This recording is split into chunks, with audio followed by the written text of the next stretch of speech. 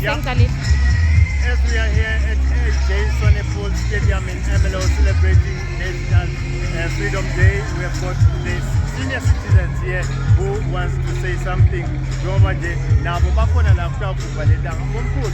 Yini eniye namthola nalokhulunyiwe ngalo le ndanga le-Freedom Day?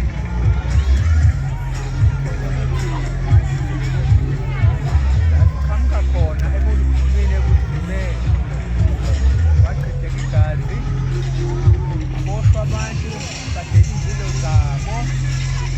Hawu kodwa namhlanje nokuvana siyaqhubeka siyaphambili ngempilo.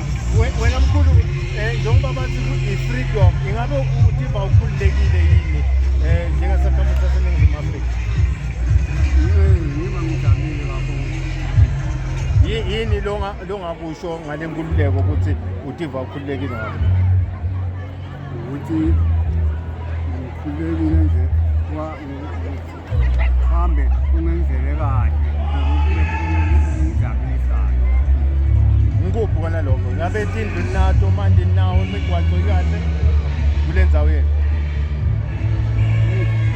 Indawo yethu yebo kukhona mara akukho kahle njengamanje.